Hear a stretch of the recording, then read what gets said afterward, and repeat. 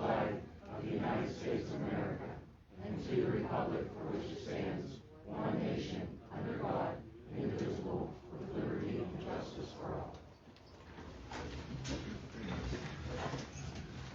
Ms. Singer, would you please call the meeting to order?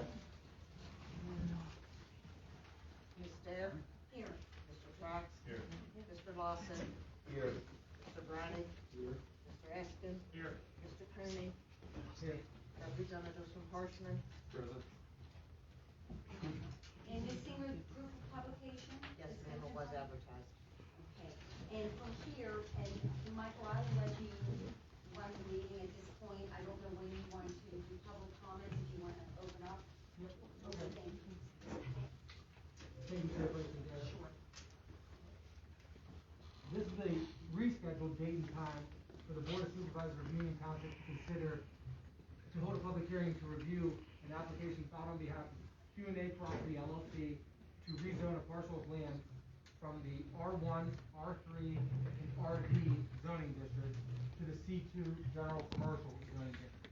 The parcel is located off of Brownsville Road Extension with a identified as tax ID number 640-003-00000011-00.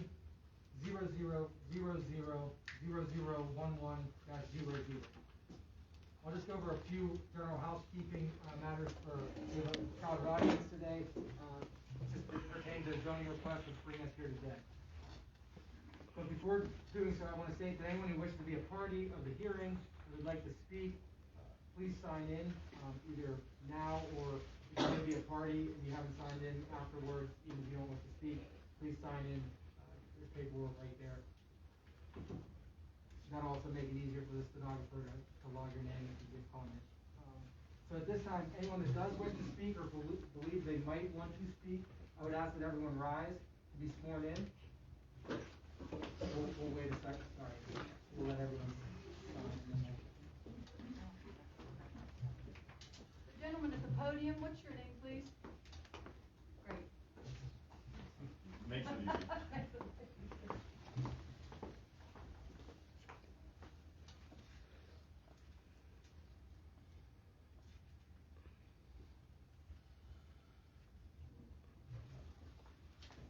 All those going to testify, raise your right hand, please.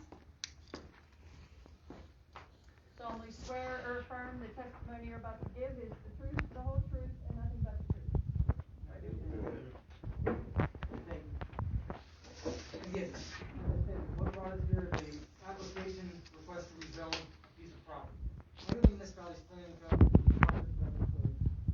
under the MPC, townships are unable to enact zoning regulations, ordinances that talk about zoning districts, uses, regulations. They also set forth an official zoning map. The township has done that. The MPC, just to let everyone know, talks about the purpose of zoning. Brief summary is that zoning is designed, the provisions of the zoning are designed to promote, protect, facilitate any or all of the following: public health, safety, morals, general welfare, also coordinate practical community development, taking into consideration proper density, talking about emergency management preparedness, other domestic, commercial, agricultural, industrial uses. So that's the general idea of what is being requested of a board of supervisors when they go about, in a township, when they go about looking and reviewing zoning and enacting zoning. Based upon those powers granted by the MPC, the township has adopted a zoning ordinance, the zoning district. That's found in Chapter 280 of the Township Code. Specifically, 280-151 deals with what we're here today, an application to rezone. And if you go through that section, 280-151, that is what has to happen before a board is able to consider or even adopt. Whether they decide to adopt or not, there's, it sets forth the procedure that needs to be done.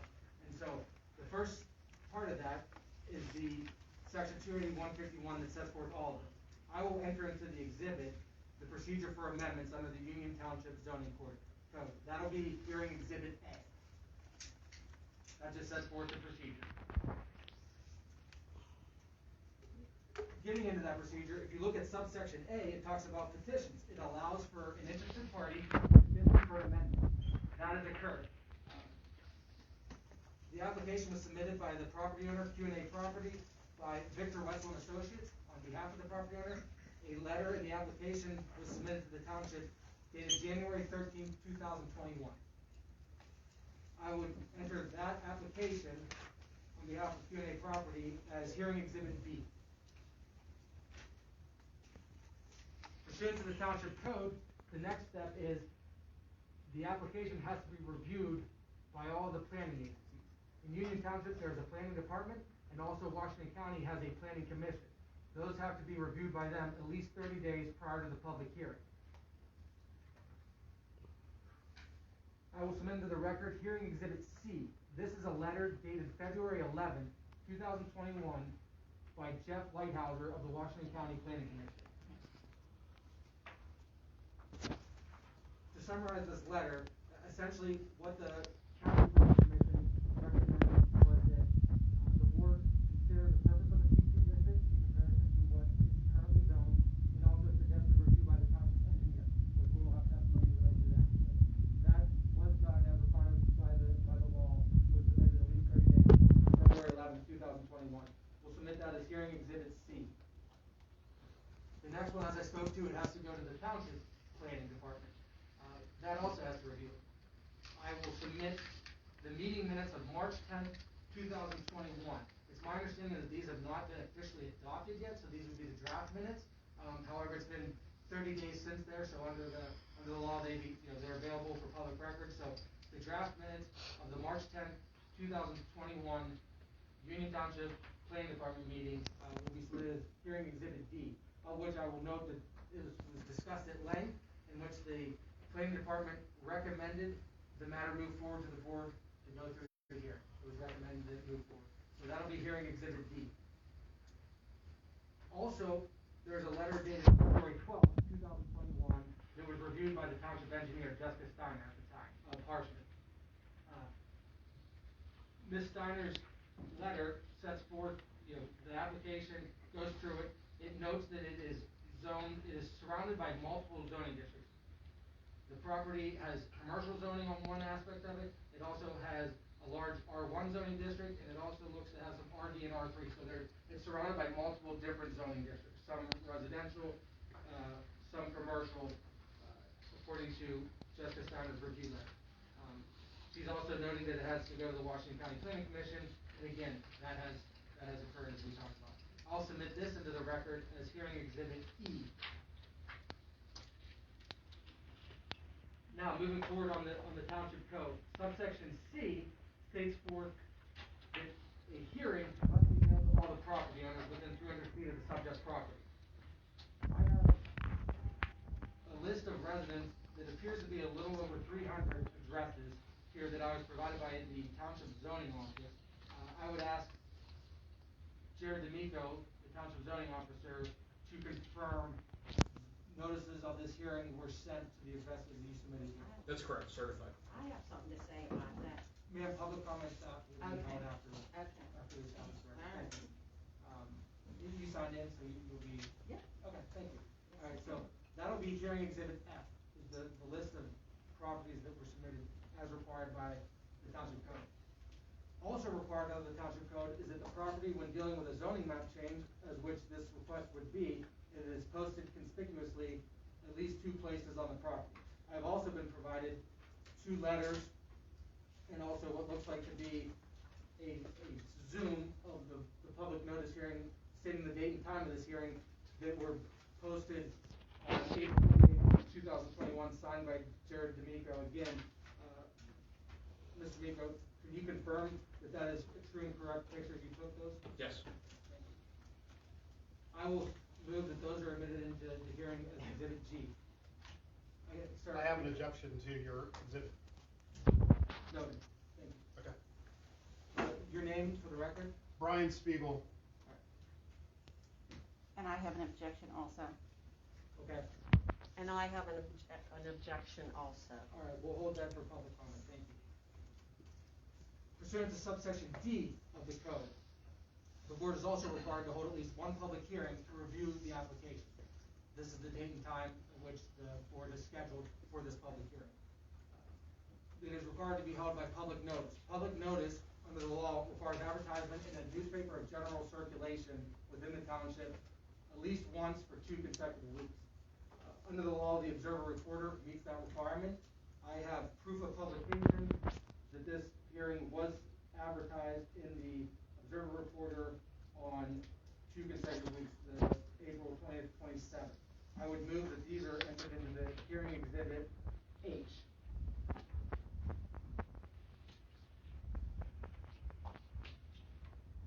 And also to let the public know, the Board of Supervisors are aware that not everyone receives a newspaper. And also, not everyone that has a concern or wants to participate is located within the 300 feet as required to receive written notice. In an effort to let the township, let the public, let the residents know about this, the township has made efforts to update its township website to have hearings publicly on the calendar, and they try to keep it updated as much as they can. With that in mind, although not required to do so under the law, the notice requirements are set forth there with the advertisements and the written letters and the posting, but not required to do so. I will note that this does show up on the township's website as well.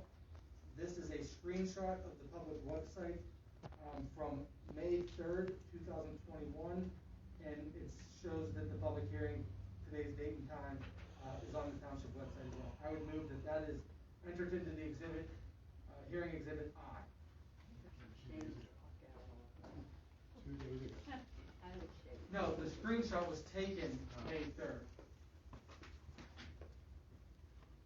I don't control the website, I can't speak to exactly. I don't think when it was on. much there before that.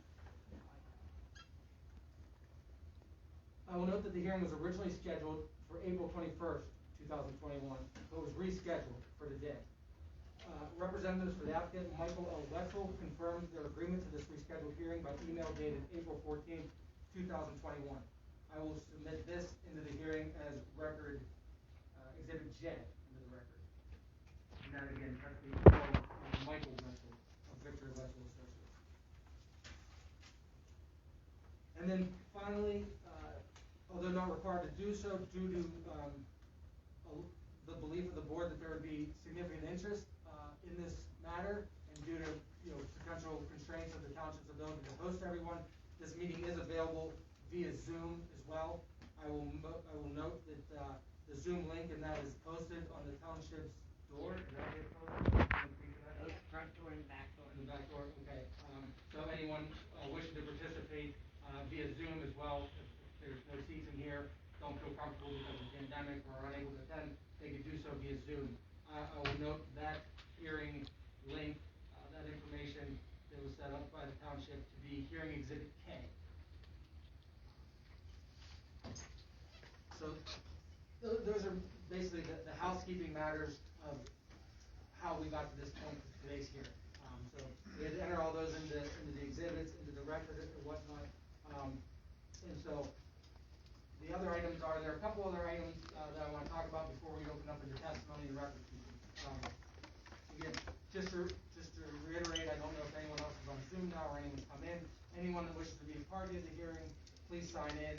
Even if you don't wish to speak, if you wish to be a party, please sign in. Another item, although it's not the subject matter to tonight's hearing, and I don't want to muddy the record or the transcript too much, it's my understanding that Attorney Sweat, the solicitor for the board, had been asked by the board, based off of concerns and comments raised at public meetings from the public, regarding a previous rezoning matter in the township. The property that adjoins the current property is the subject matter here. I can state after review with Attorney Sweat that he's finishing up his review, and he will present his findings in an upcoming township meeting. I was asked to let the board and public know that said rezoning follows the same procedures that were just outlined here, including review by the county, the township planning agencies. I can speak to the fact as planning department leader that I remember multiple meetings being occurred. The township planning department meeting minutes confirm that they met at least 3 or 4 times. Proof of all that is compiled and is available and will be made available to the board as part of this and to the public. Furthermore, the hearings were advertised in the Observer Report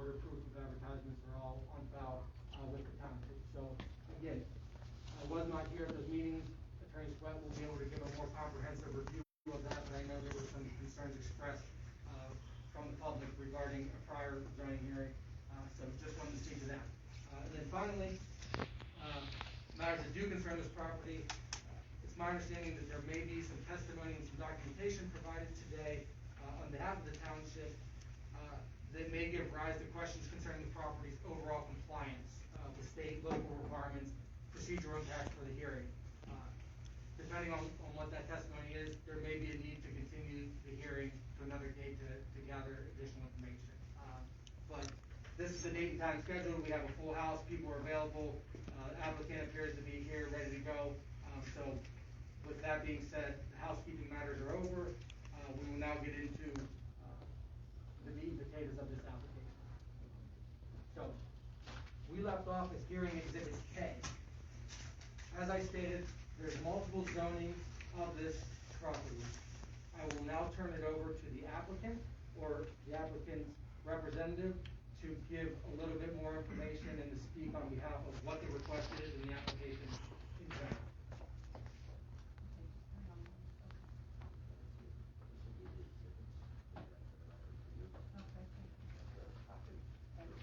So we just call this applicant, did you number them 1, 2, or A, B, or?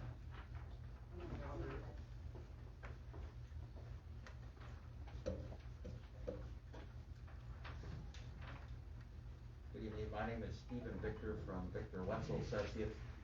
If anyone has any trouble hearing me because of the mask, let me know. I'll try to talk softer or louder to accommodate the situation we have. What I have given the board is a copy of the drawings that we'll be reviewing here. I don't know if you want to go ahead and enter them in as an exhibit at this time or just wait till we finish. But there's 3 drawings and you have copies of the 3 drawings, and I'm looking that we would enter them in as exhibit L, M, and N. To start with, we have a side-by-side comparison here on exhibit M showing exhibit L, which will be the side-by-side comparison of the existing zoning versus the proposed zoning.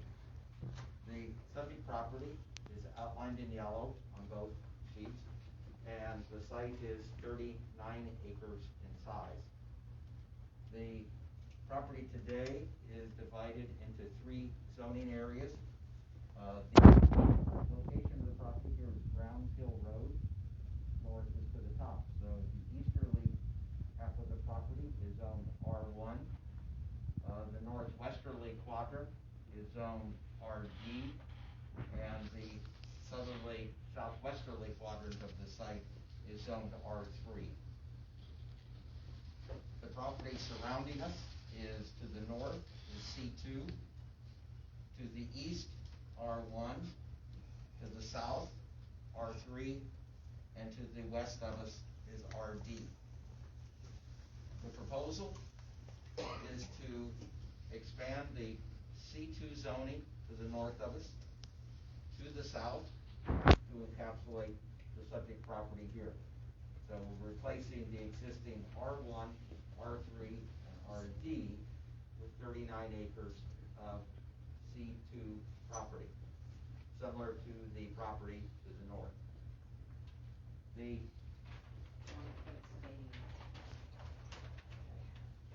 reason is related to the physical characteristics of the property and the use that we would like to place on the property.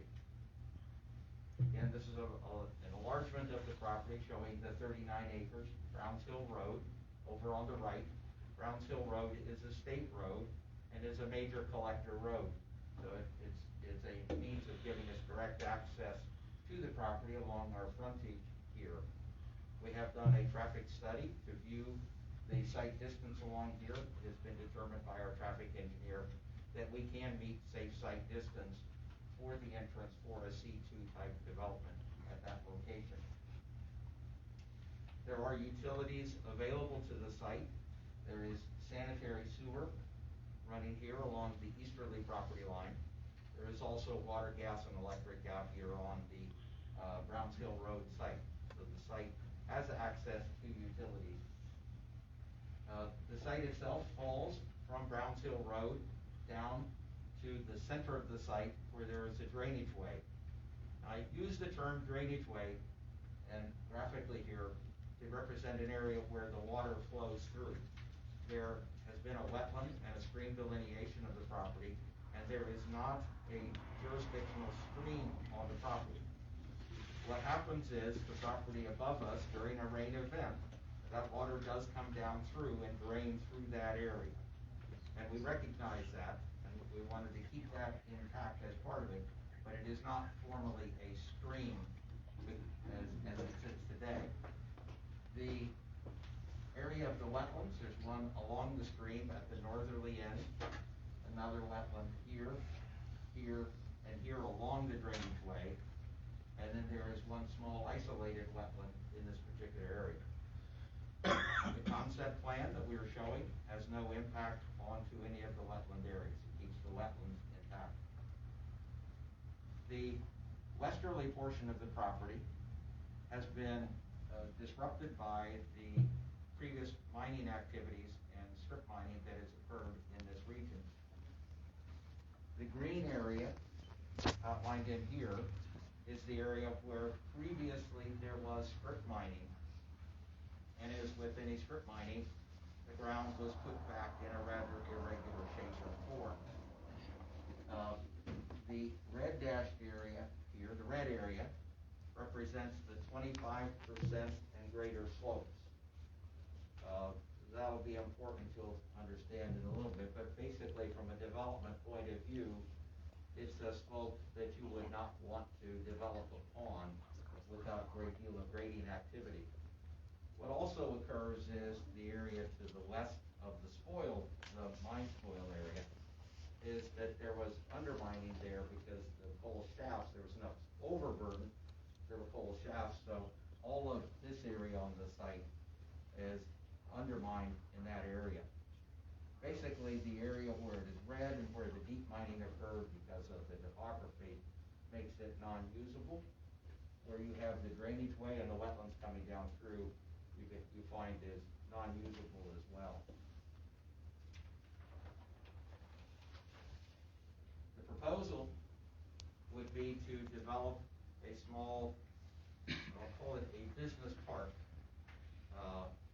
The zoning would allow for a wide range of uses, but the physical characteristics of this site being down in the hole, not visible from Brownsville Road, does not make it have any retail capabilities. It's basically a office or flex office space, and that's what we are looking to do.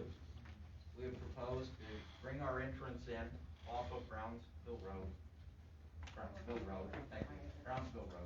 and curve it down, cross over the stream, not hitting the two wetlands, then turning and coming up the other side, again, reworking the area where you have the mine spoils, the overburden from the strip mining, and reconfiguring that, and basically shaping the property to have 6 paths for development.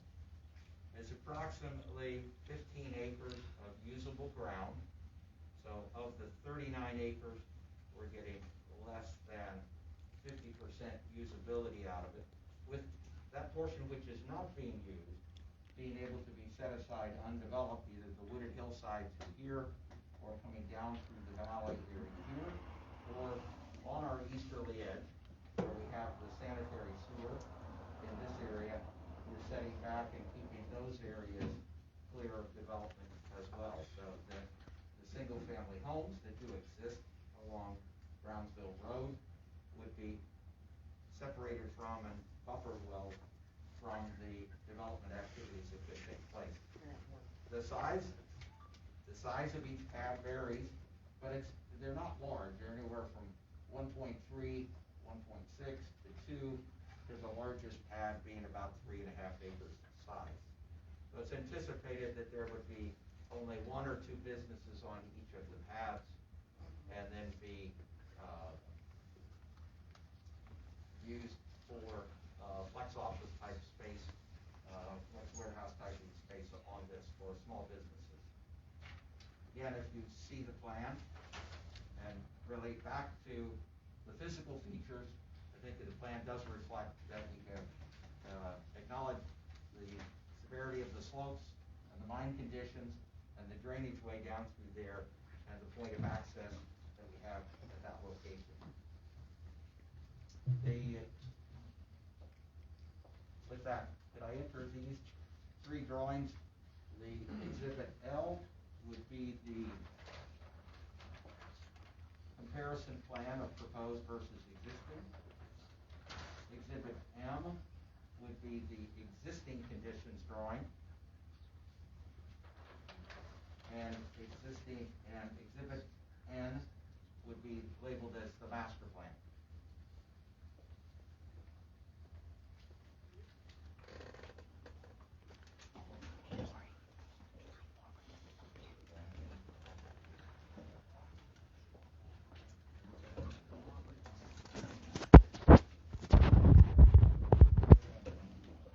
Next document I would like to, after presenting it, would enter it in as an exhibit.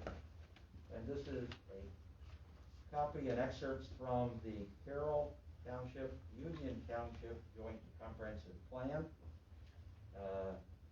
And basically on the page 1.1,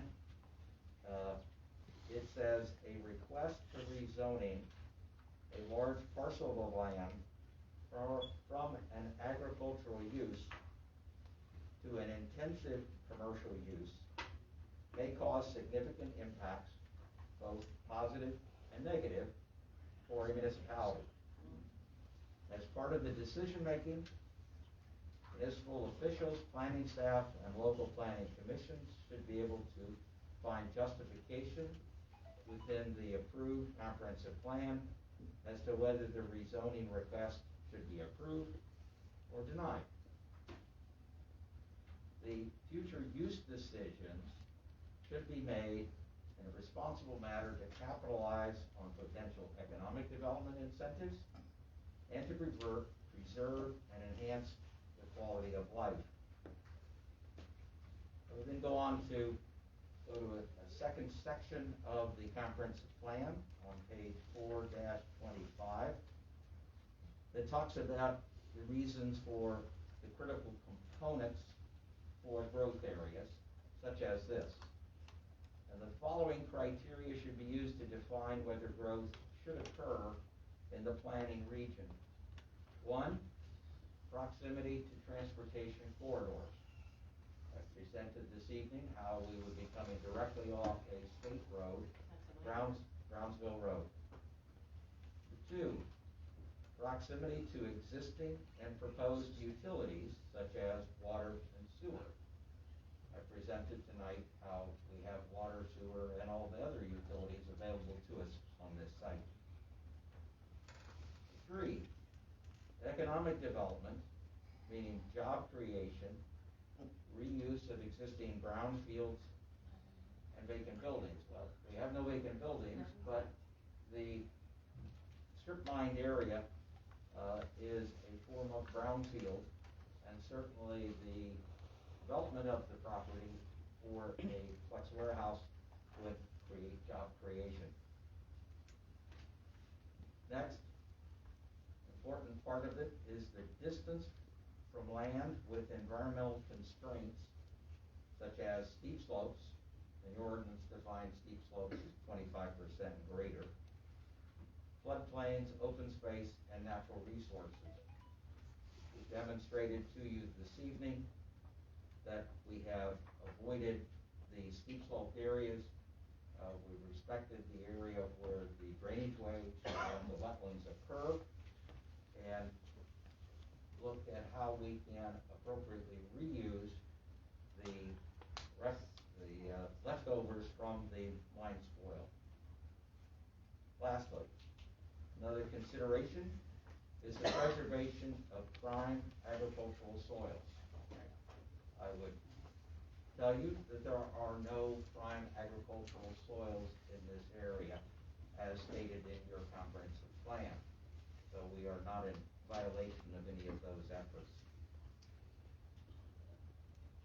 Then go to the last page, section 7.1, where it talks about environmentally sensitive areas, and slopes of 25% or more are often preserved as open space, woodlands, conservation zones, or wildlife habitat.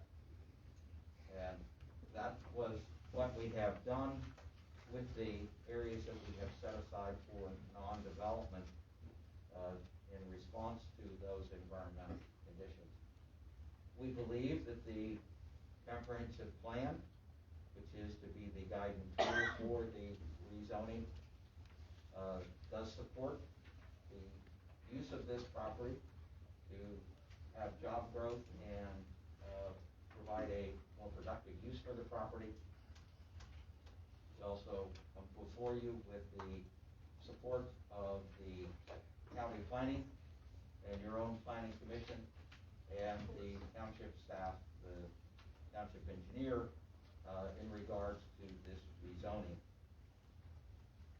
With that, would like to introduce this as Exhibit O, our excerpts from the comprehensive plan. Do it again. Very good. That would conclude my presentation. We're here for a public hearing, and would like to turn it over to your public comments. Okay,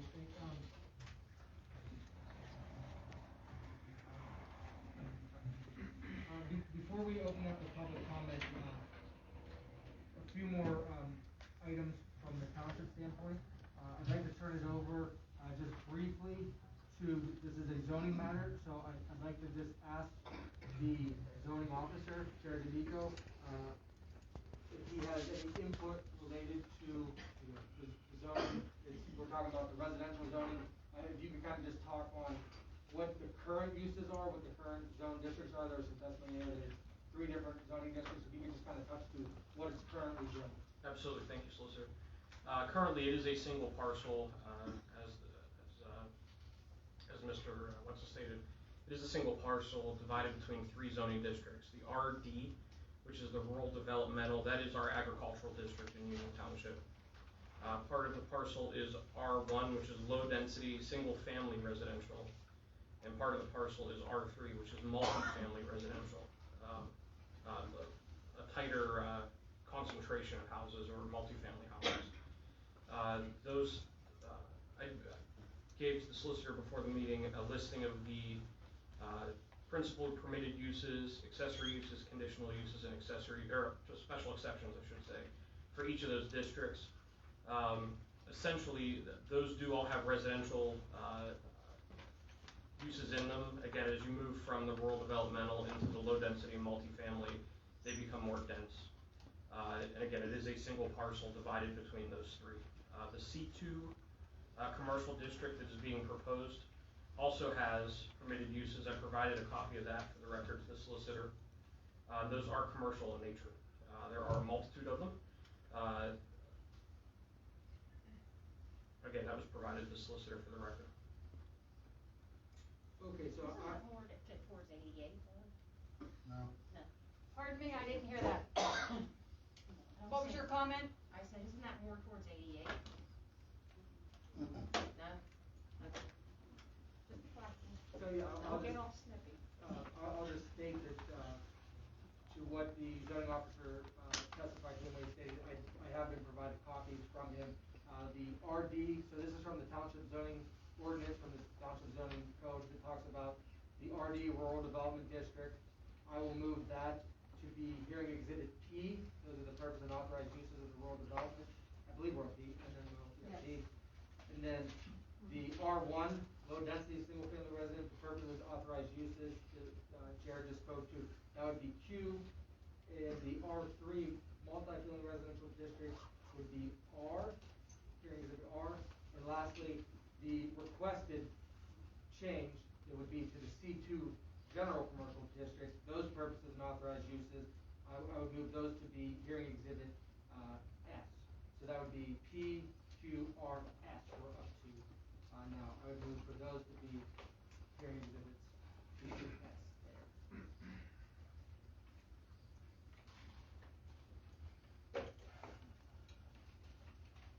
Also, Jared, I know that there was some testimony here already talking about the comprehensive plan. I know in your capacity as the zoning officer, you also are tasked with reviewing the comprehensive plan.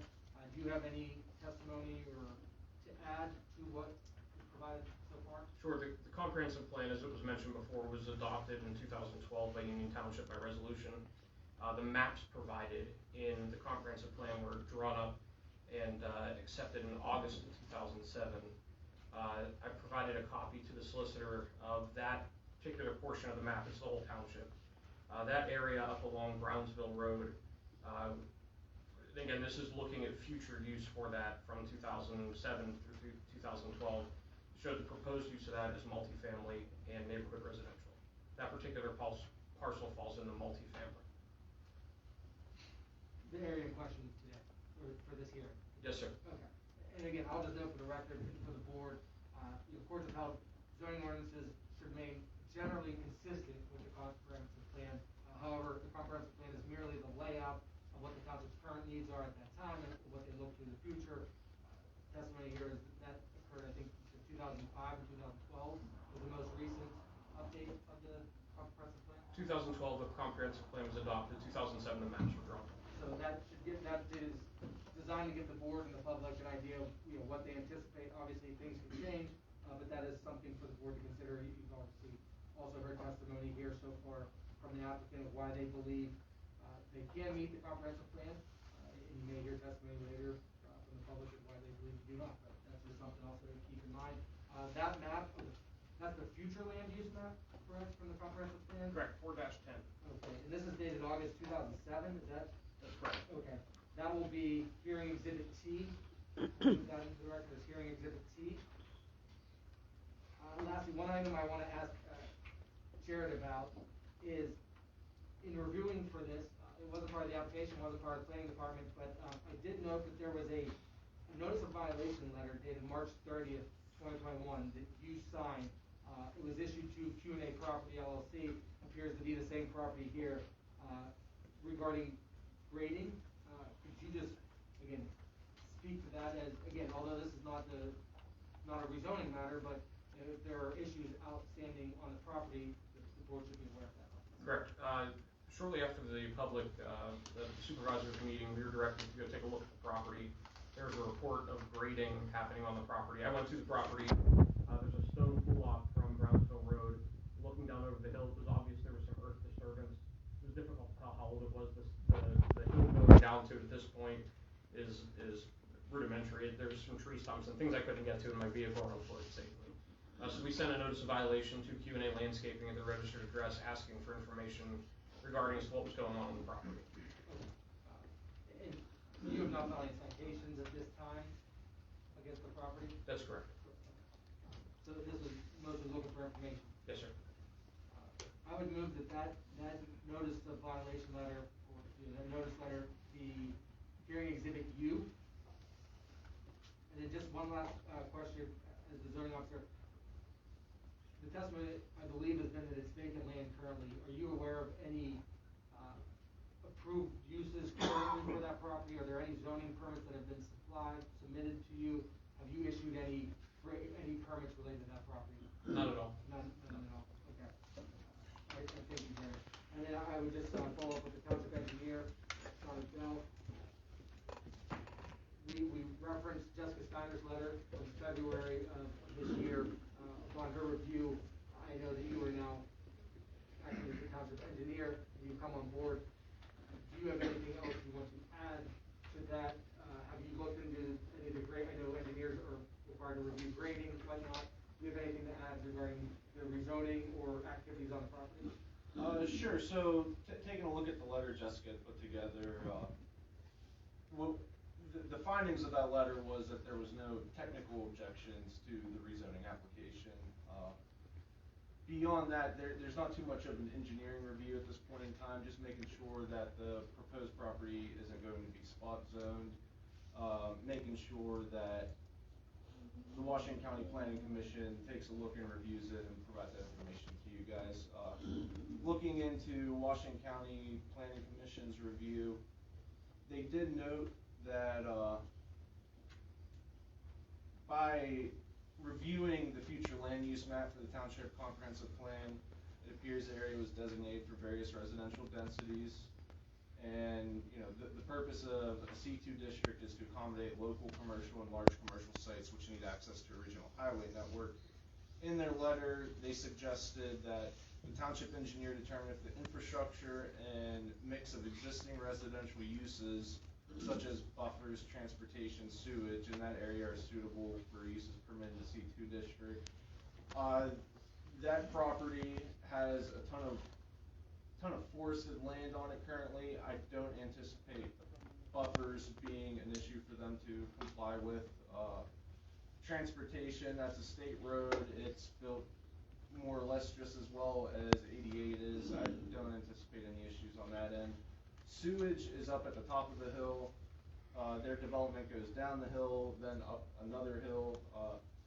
That will be a complicated situation for them to deal with, but any development, no matter what the zoning was, it would be a difficult situation to be able to tie in a public sewer.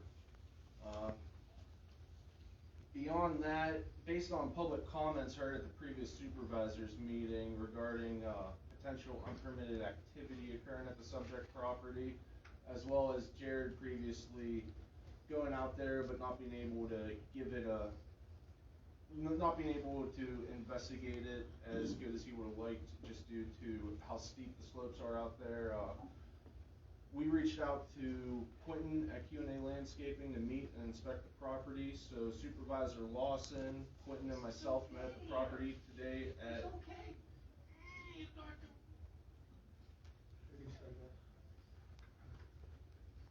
Supervisor Lawson, Quentin, and myself met at the property today at 9 a.m. to take a look at it. Per the grading ordinance, a grading permit's required when 100 cubic yards of dirt is moved, and it did appear that the applicant may have met that threshold. However, at this time, we're still looking into it. The larger issue we noticed was it appears that disturbance exceeding the 1 acre threshold, which requires an NPDES permit, has occurred. So by obtaining an NPDES permit and us reviewing those drawings, we would have a better idea of the exact amount of dirt from its current condition it's in now versus how it was before any of that dirt was moved. And at that point, we could determine the appropriateness of a grading permit for what has occurred. Additionally, per the Streets and Sidewalks ordinance, a driveway permit is required for the installation of a driveway. Additionally, when a driveway accesses a state road, the owner shall comply with all PennDOT requirements, including the requirements to obtain a permit from PennDOT.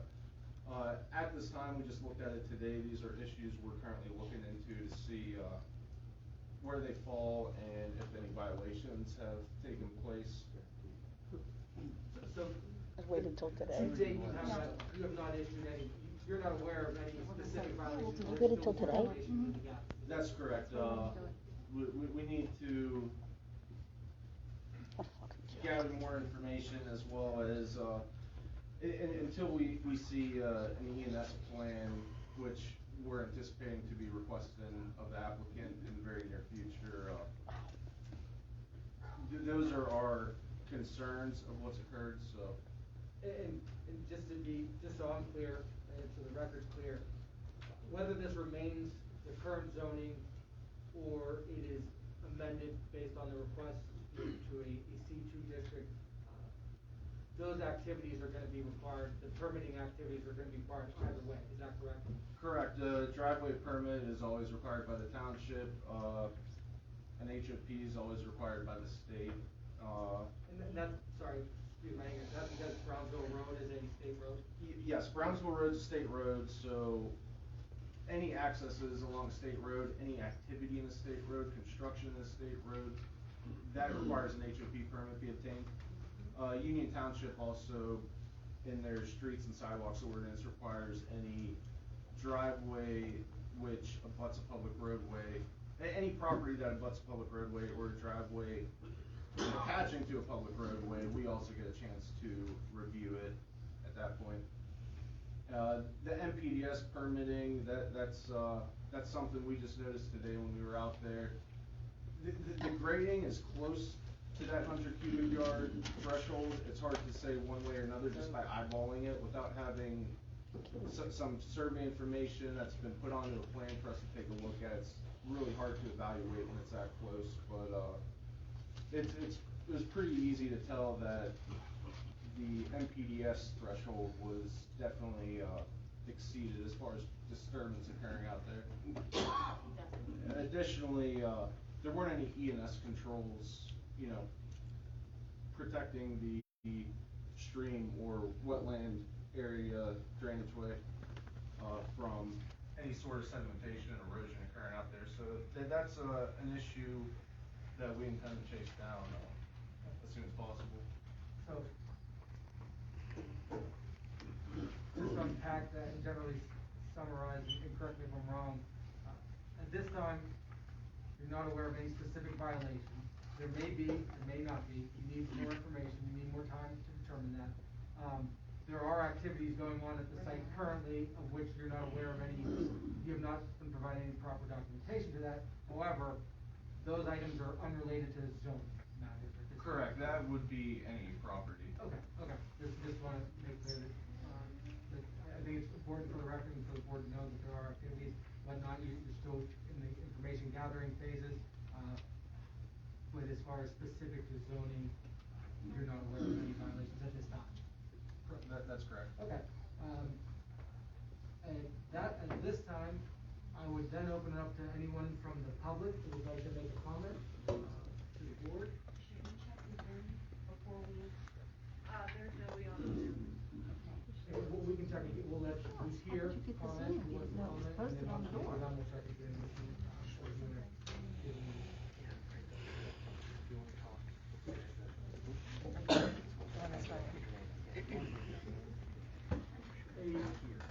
Dana Robinson? If you could spell your name, or no, your name's spelled here, but can you say your address for the record, please? Dana Robinson, 6265 Brownsville Road Extension, and I speak for my wife Cheryl as well. Thanks. Okay. Cheryl, how do you spell that? Cheryl. I'm here to voice my opposition to the rezoning of the Q&A property off Brownsville Road Extension from RD1 and RD3 to C2. The property abuts up directly behind my property. My family and I have lived here for 42 years. At some point, we anticipated that there would be residential development, but not commercial development. The property owners knew that the property was purchased was zoned RD1, RD, and RD3. Why didn't they purchase a commercial piece of property if their intentions were to build commercial development? I'm concerned about the noise and the amount of traffic that will be created on Brownsville Road Extension. The current traffic is bad enough. Triaxle dump trucks up and down the road all day, and I believe there is a 10-ton weight limit on the road. The Union Gardens property has created a great amount of truck traffic and noise from the construction. I don't know what actually went on with the rezoning of the Union Gardens rezoning. However, I should have been notified of the rezoning meeting and was not notified. We built a deck on the back of our house to get some peace and quiet from the road traffic, and now we have the noise from the construction of Union Gardens property, which has been going on for 15 years. Now you want to create another construction site directly behind my property. I don't think any of you would want this in your backyard. After doing some research, it also appears that the more increase in traffic along our road would also cause a decrease in property values more than any other factor. I'm sure the tax base for residential homes would increase revenue for the township much more than office buildings if this is what really gets built. After all the trouble with Union Gardens has caused, I don't know why you would even consider another C2 fiasco. Thank you.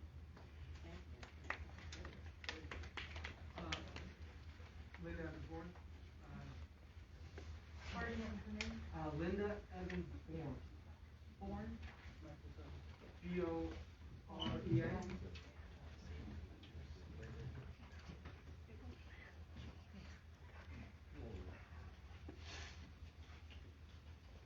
So I want to address my objection to, I believe you entered into evidence that people were notified via Zoom. I was one of those 300 people who got a letter. Did any of you find in your letter that you could sign on in Zoom? No, No. I did not, I got a letter from them, and it was for April 21st. I was here at 6:30, there was nobody here.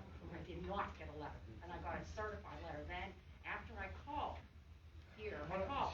We need a document, Okay, we'll say that. okay, but I'm just saying. To correct that. I object. The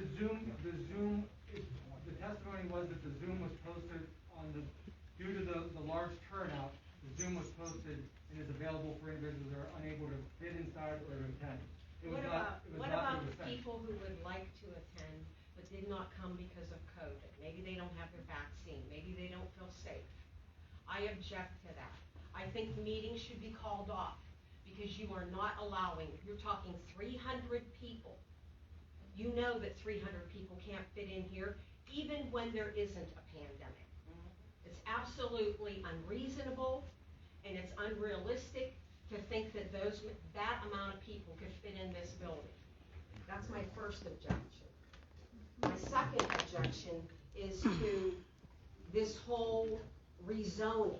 I spoke at the last meeting, and I will reiterate that for those of you who were not here, and I want it a matter of record, that the properties that are zoned C2 on this map here were done last year when this building was locked down.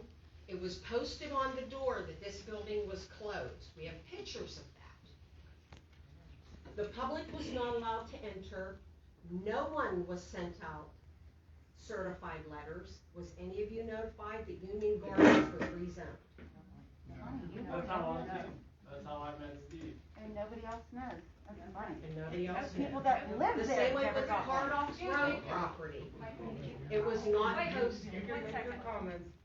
For the stenographer, we have to keep it to one individual at a time. If you want to speak after her, we have your list, you'll get a chance to speak.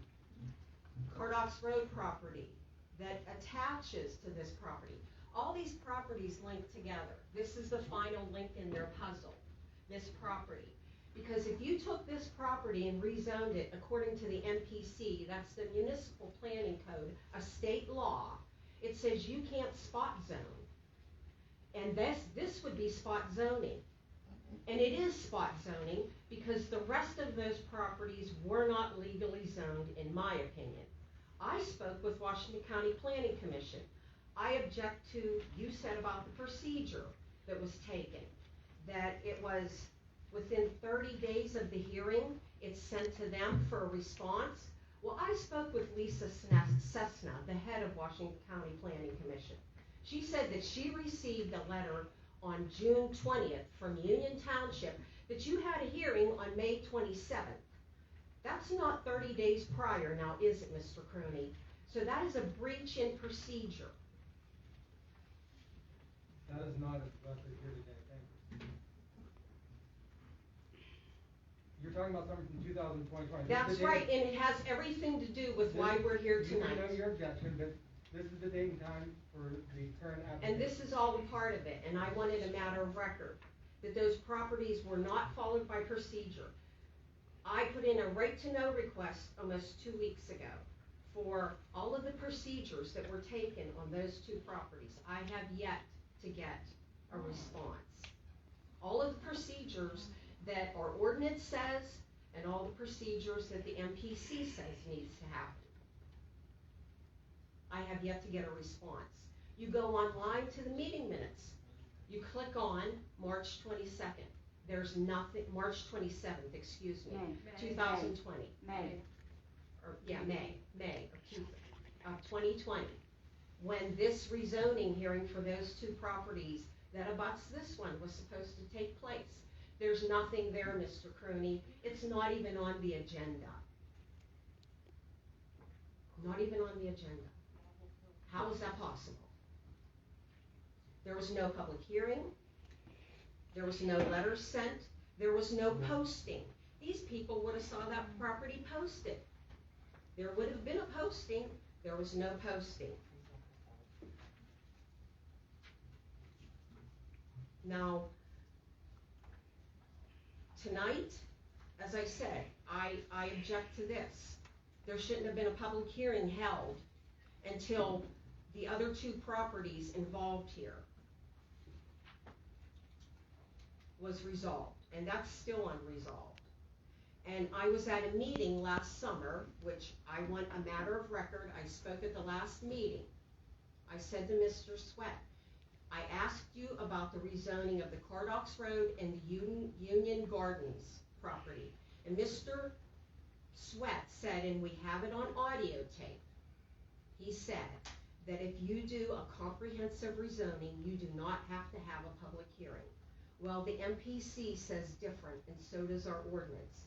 There was not a public hearing. I object to this. It does not follow our multi-municipal comprehensive plan. It is unfair to the residents that live there to spot zone and drop C2 on it. And I would like to know, for the record, if this rezoning has anything to do with the fact that we needed to widen Cardox Road to take heavy truck traffic.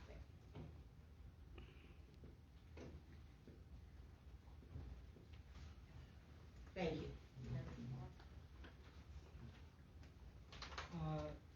Maybe, Lord, maybe.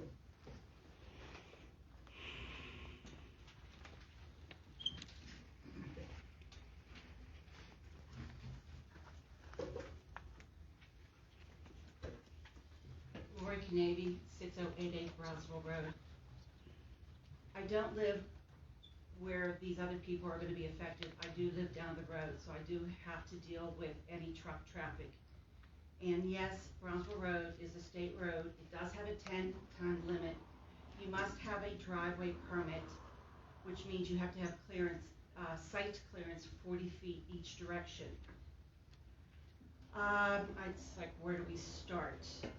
Again, I will say that this Q&A is a spot zoning. The same reason, because the other pieces of properties were done illegally. I also asked for a right to know for all of the processes like we went through tonight for that rezoning of the DCS. And again, I want to make a note that on all of the minutes, the township refers to the property as DSC acquisitions.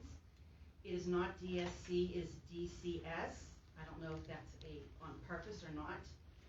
And the Union Gardens, those were those were not, I feel, were not done properly.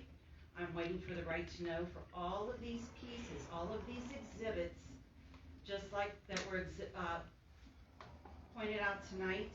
I'm waiting for all of those that would have been submitted for those pieces of property and the hearing minutes for that piece of property. Right now, haven't heard a thing yet. So until I see otherwise, I would say this is spot zoning. If you go into the Washington County tax records, all of those pieces of property, the DCS and the Union Gardens, is still listed as agriculture. So this rezoning supposedly took place a year ago. It has not gone through the tax records yet.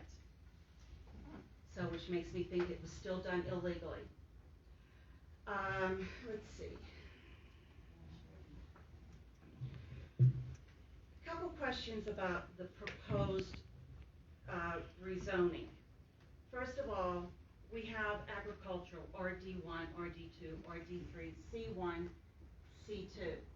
We're moving from agriculture, RD, up to C2. That's 6 zoning levels. I find that to be just totally incomprehensible for everyone that lives along that area.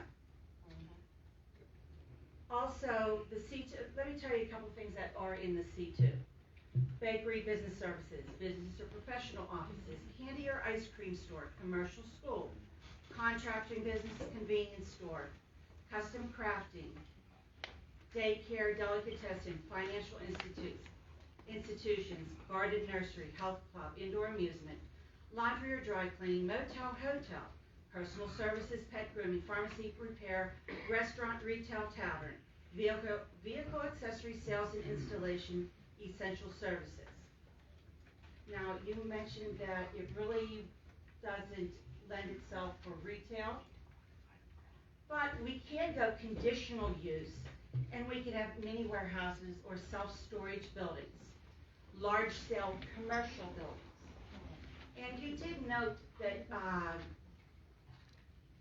you did talk about warehouses. So in one of your sentences, you mentioned about having warehouses there. So is this going to be a warehouse center where Walmart or Amazon or, I don't know, other big businesses store their things, so we're going to get the tractor trailers coming up and down to drop off and pick up packages there? I haven't Is talked. that what the intention? I haven't talked to any Walmarts. Quentin, you're not sworn in, so please don't. Dan, if you would like an answer, no, we are not interested in, nor is the site physically capable of handling large warehouse operations.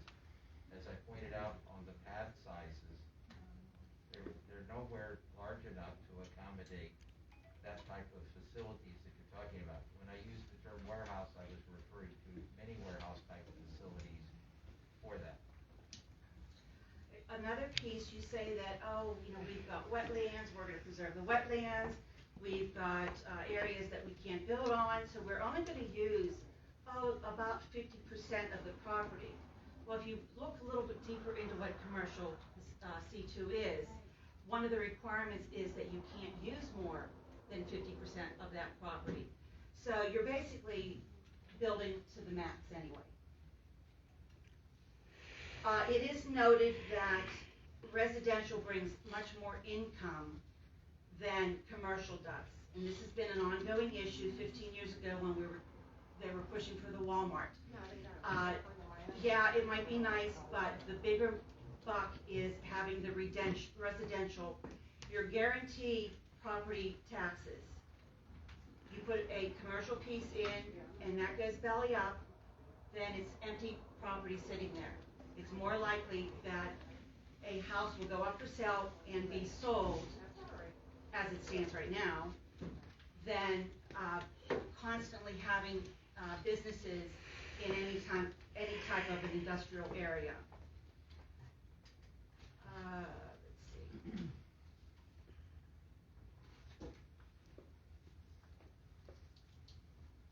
And again, you can't rely on just Brownsville Road as the main source of, the main avenue of these trucks coming up and down. So is there intentions of then moving on to McChain and widening it? Because that seems to be what's happening. I object to the idea of the Zoom link. There's absolutely no reason why that Zoom link could not have been put on the Union Township's website. As a school teacher, I watch all of our school board meetings through Zoom, and there's absolutely no reason why it can't be happening.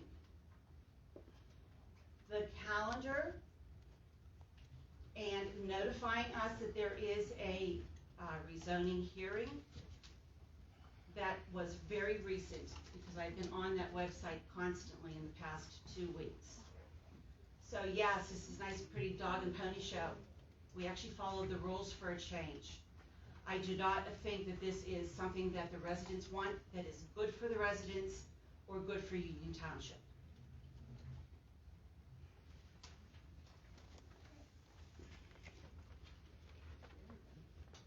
Mr. Spiegel?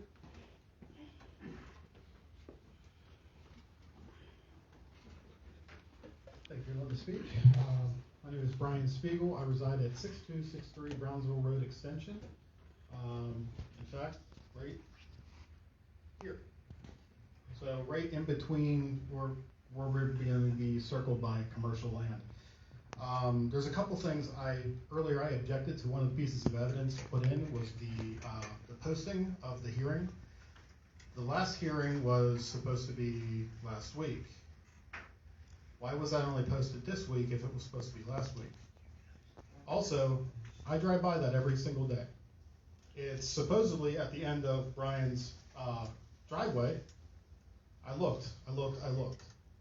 Now, I'm not as familiar with the minutia of the ordinances in Union Township. I grew up in the city of Pittsburgh, and whenever there's a zoning change or whenever there's any kind of change that's happening, it's posted usually about C-size paper, which is 18 by 24 paper, or 17 by 24, bright orange, high contrast, so people can see it, so they can see it from the properties around, so they can see it as they drive by. It's not posted in a small green thing that's almost half the size of a fishing license. I mean, come on, we need to be able to see it. And I'd like to say, also for the record, I can appreciate the concerns of a businessman. I'm a businessman myself. And I don't fault you for wanting to expand and grow an income.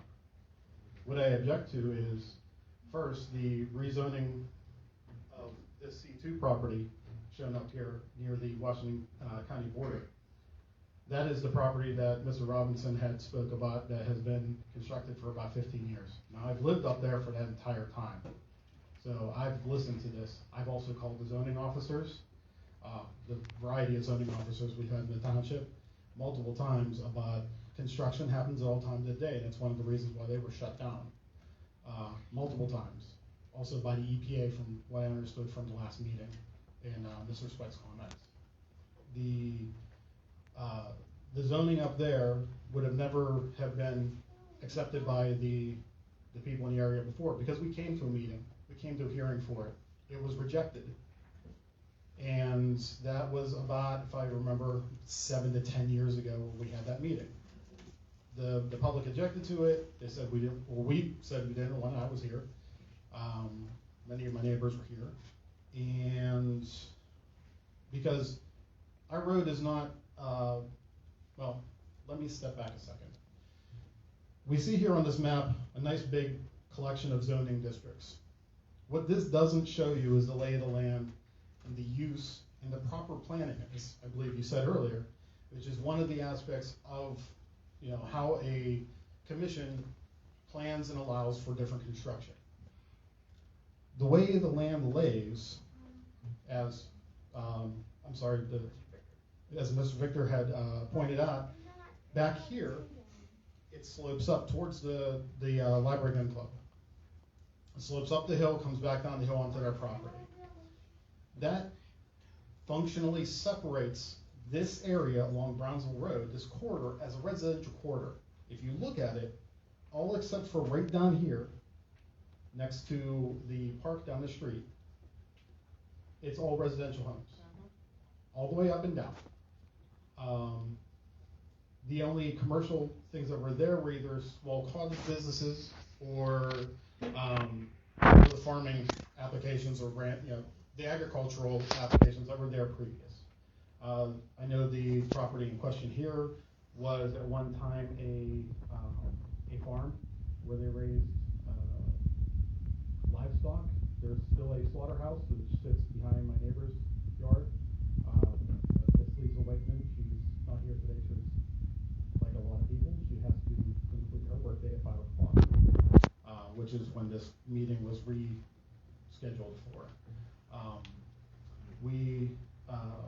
We know that the use of it, what it was used for, we know how it is being used now, how the entire area is being used, and we also know that we have an entire commercial area along Route 88 with many, many vacant properties that have been, since I've moved in, waiting for someone to rent them, lease them, or buy them. The same thing with this commercial area down here that's zoned C2 is full of storage units and please rent me signs, because it's not a great retail location for one.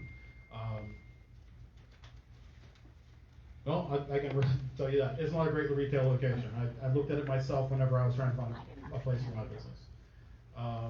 The area just doesn't really lend itself because deliveries are hard up here because it's a very small road. It's smaller in capacity, maybe not by the book, but in use than Route 88. Route 88 is a little bit wider.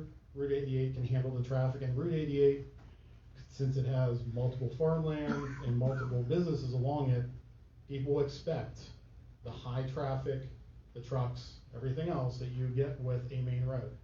Brownsville Road Extensions, yes, it is a state road. Yes, it is constructed decently because it is a snow route, but it is a residential corridor. There are considerations to be had with we were talking about sight lines earlier. Those of you who don't know what sight lines are, they are how far you can have to be able to see past an intersection onto another road to be able to see other cars or see something from a main road while you're driving. I have experience in some of this planning myself. I was a signage planner for about 2 decades, and I'm familiar because we would also have to go through the same processes with townships. The way the traffic works there, whenever you come down that hill, there is no way to see people stopped right there. Coming up the hill, yes, there's plenty of room to be able to see cars for almost 2.5 miles. But coming down the hill, much like the C2 property up at the top, that is an objection at the moment. Whenever you come down this, right there where the property entrance is, where the driveway is done, there's a small jog right there. Because of the lay of the land across the street where the Shadles have their property, and where Brian's property sits, and the guardrail, and just the way it works, because we're at the top of a mountain, you can't see coming down there until it's too late. That's why we've often seen people who are inebriated driving up there crash along that guardrail. So it's not an appropriate place to put an entry to an office park. I will say that the buffer zone idea, and what I've seen on there is also, it's laughable. There's no buffer up there. I can hear clearly the PA system from the bar down on 88, the tiki bar, at the old Mineral Beach place. I can hear that every time they have a party. I can usually hear whenever someone leaves there when they have their bike nights, and the bikes have the radio. I can tell which way they're heading. I can tell how long it's going to take for them to get up to the top of the hill, because you can hear the sound traveling the entire valley until they get up to the top of the hill. There's no way to have a buffer here from a heavy commercial area, and let's hope not another storage area where the South Hills can dump their garbage in our backyard.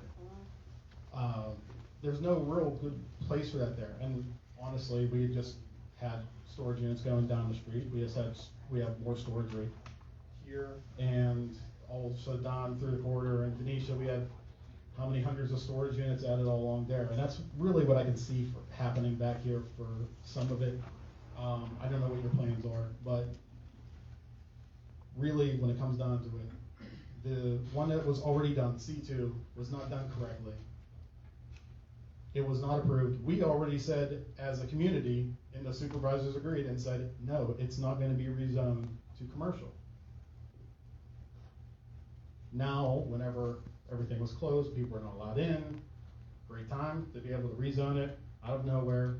And I also have to ask, is it proper for a board to get rid of a planning commission, appoint themselves to a new planning commission, approve the planning commission's notes on a property, and then vote on it themselves later after they approve themselves to be able to do it? Isn't that why Mr. Sweat recused himself tonight? Because that was a conflict of interest. So doesn't that conflict of interest exist here as well? That's a question I have for the board. I could be wrong, I'm not a lawyer, but it is something I have to ask. I also have to object because I have seen, but may I flip your pages here, please? One where we can see the property line a little bit clearer. Yes, this one's perfect. I note that the border here shows the edge of the property.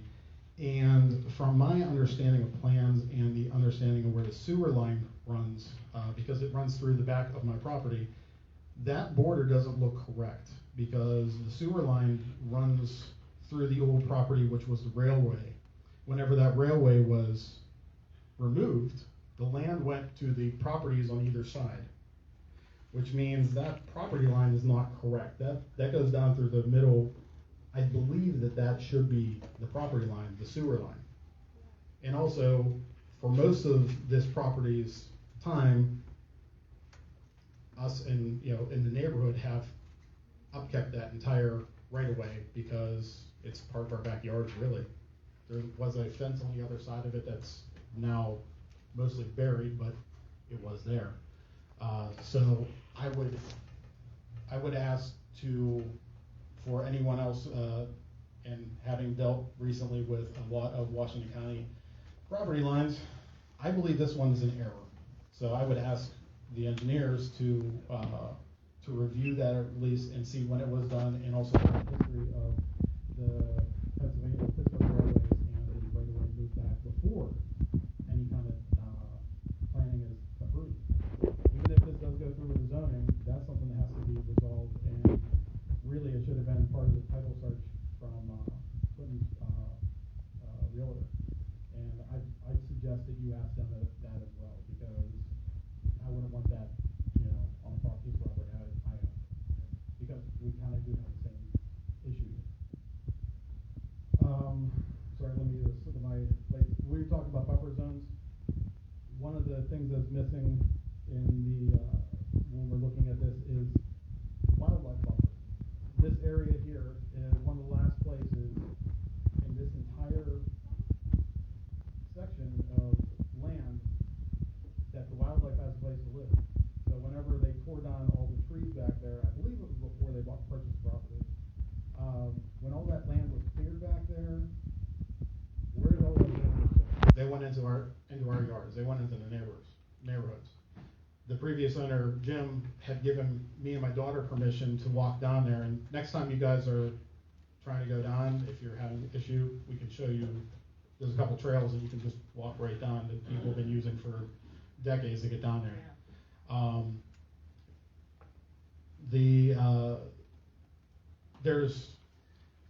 This was described as a drainage ditch that water doesn't always run. Water runs through there 365 days a year. There's a stream that's probably about 4 inches deep. It's a small stream in those places, but it ends down at where it says wetland down at the bottom.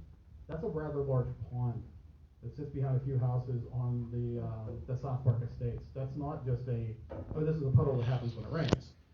Those do exist down along. There's an access road down there as well that comes from the South Park Estates that is mostly overgrown. Like I said, I've spent some time down there with permission hunting for animals and bugs with my kid. So that stream, that's a lot bigger stream than is really being let on here. It's not drainage. It's been impacted because we know as residents up here that after the large ponds were put up on this other property above us, when you have a large pond in the middle of dirt, everything, what do you get? You get mosquitoes, especially after you bulldoze all the places where everything else lives. So we haven't had a buffer. We haven't had peace since I've owned my house. My daughter's lived in a house where it's construction whenever it's possible for her entire life. And I guess I'm kind of going on here. I don't believe that the other zoning was correct. I don't think that the board is correct in sitting here. I believe that this should have been brought to a community group that is not just the same people who would approve it and ask to be approved by that group. The road doesn't work for what is needed here. And as I said at the last hearing that we did for this kind of zoning for the C2 property all those many years ago,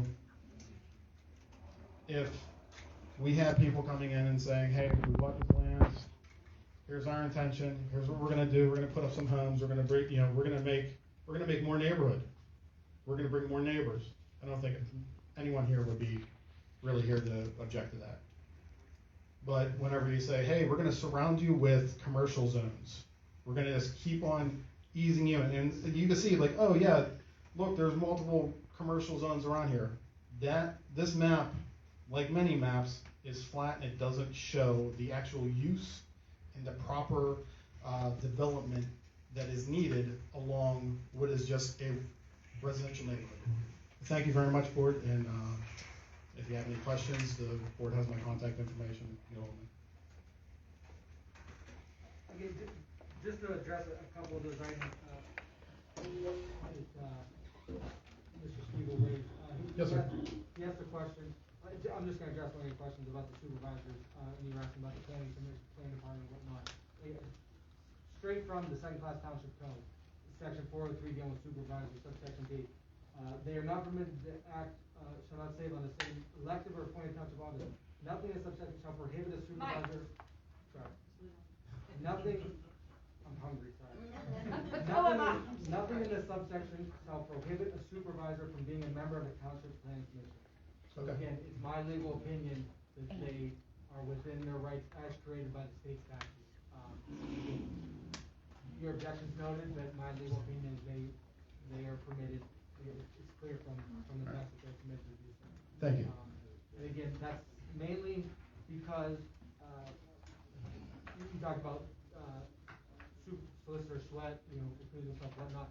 The planning department is merely an advisory board.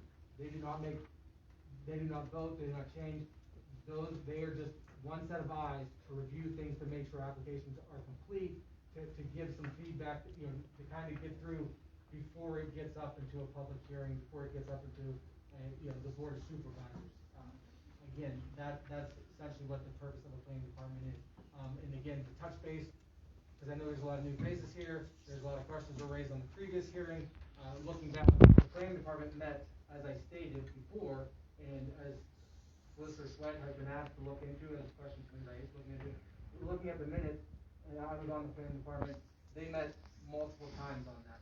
So the planning department did meet multiple times on that.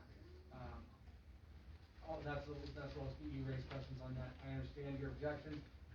And again, one other note for the public and mostly for the board to consider. We keep talking about what they show as an office space or an office development. The board needs to keep in mind that should you amend this to a C2, they're not beholden to what they're showing there. It would open the door for any of the C2 uses. So that's just something.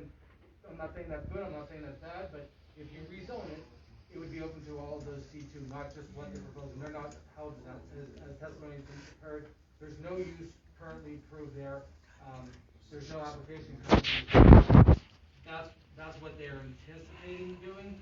There's nothing to stop them from changing that, from selling it, from someone else coming in, if it's rezoned C2. And again, but to the same point, it's currently zoned. There are uses there. There are requirements there. And to what the engineer spoke to as well, the traffic things, the traffic sightlines, studies, increase, whatever that may be. Whatever this is, whether it's through a residential use, a commercial, industrial, whatever the use would be coming through, ultimately, that all has to be applied for. That has to be met. So whatever type of use it is, they would still have to go to the state to get their HOP, as the engineer testified to. That's all premature. Those are items to keep in mind for the board, but ultimately, that is not what's in front of this board tonight. There's not an actual use here for them to review. It's just, is this property conducive with the overall lay of the land and with the general idea of the township? That what they're requesting, C2, is advisable, and that's what's in front of you right now. But your objections are noted. Those are all things that are still to be considered, but a lot of that, whether it remains residential or whether it is commercial, industrial, agricultural, whatever it might be, those same issues are still going to have to be met and complied with. All right, thank you. Yep. Next individual, Brian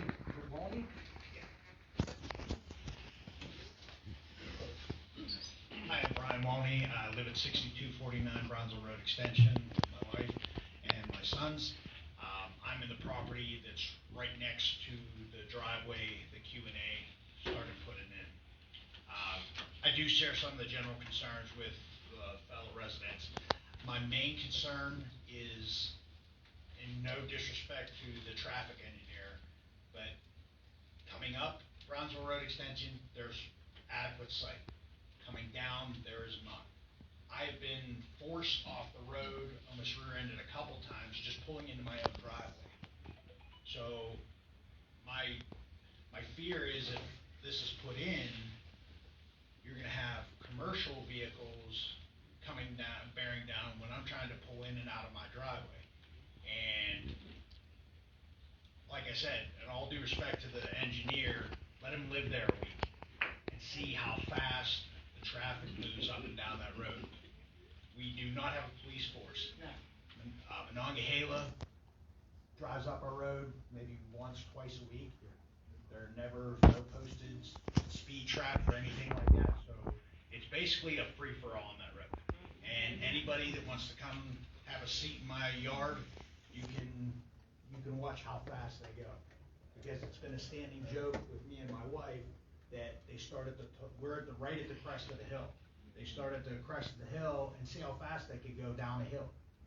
And then whether that be cars, motorcycles, and triaxles. The speed is not maintained on the road and it's not enforced. So my concern is because the way my driveway sits is that right at the end of the guardrail. So I don't have a lot of room if I'm pulling in and somebody's bearing down on me, especially in a bigger truck, which you all know that they can't stop as quick as cars. So that's my big concern. When Quentin and Anthony bought the property, they talked to us, they told us their intent was to put up a garage for their landscape equipment.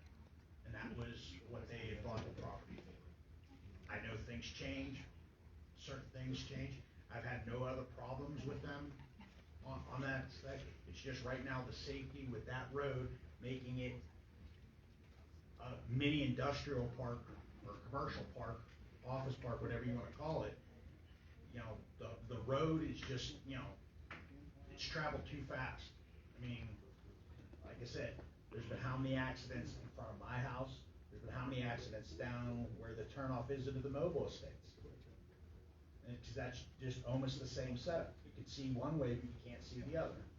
So that's just a concern that me and my family have as far as the traffic and how it's going to be dealt with, coming from both directions. Like I said, coming up the hill is no problem. There's plenty of sight, but coming down the hill, there frankly is not. So, thank you.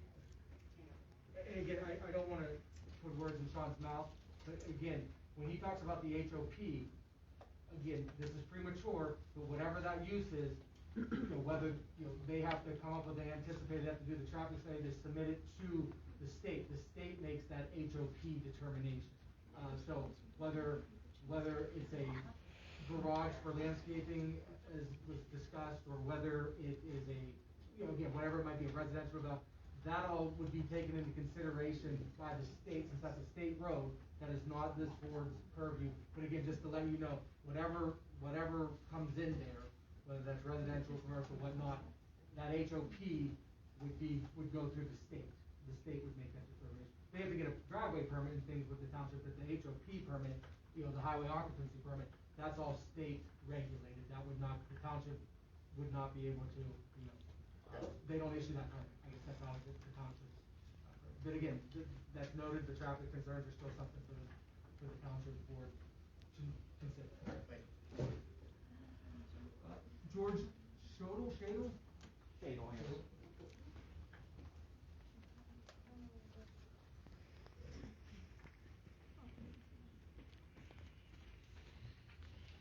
I live at 6276 Brownsville Road Extension, and like Brian said, at night I can hear Library Sportsman's Club, them shooting there. And what you're proposing is that something that's 100 times closer, you want us to listen to that for, all day long. The sights, the smell from a landscape center and trucks, bobcats, all day long down there. I don't believe you should rezone this area. Like Brian said, people put their decks in the backyard because Brownsville Road is so well traveled that that's their only refuge. And now you're asking them to put up with business right behind them. I can't believe that you would actually even consider voting yes on this. And I would just like to retire in peace the way that I thought it would be zoned as residential. So my vote is please keep it the way it is. You guys are supposed to listen to the community, and from what I understand, there's only 2 people here that want this. The community says no. So please, that's why we voted for you to help us. And we are the community. And we're here. There's nobody here saying, yes, I want this in my backyard. Nobody here. So please listen to us. We are the community. Thank you.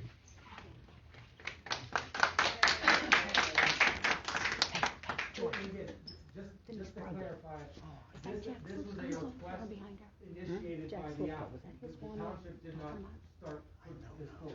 Under the township code as we went through under 281, as a landowner, he has a right to request. When they request it, there are procedures that the board has to go through. That we're just in one of the steps of the process. So again, the board has to has to review this, has to hold a public hearing, has to go through all those steps. This was not initiated by the board, so just to clarify that it was not initiated by the board. This was initiated based on the request. Under the code, this then goes through this process, and that's where we're at. Next individual up is it Quentin O'Day? Yeah, I'd like to go last. Okay. You're the landowner? Yes. Okay.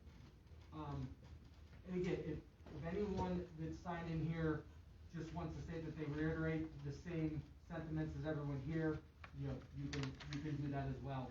And so if I call up your name, you don't feel the need to add anything else, you can just say, I reiterate what the previous individual said. Jillian, and I can't, Pihowit? Pihowit?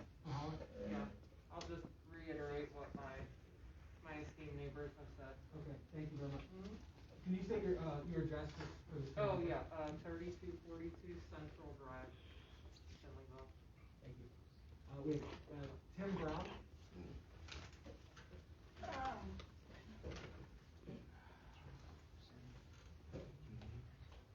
My name is Tim Brown. I live at 6239 Brownsville Road Extension.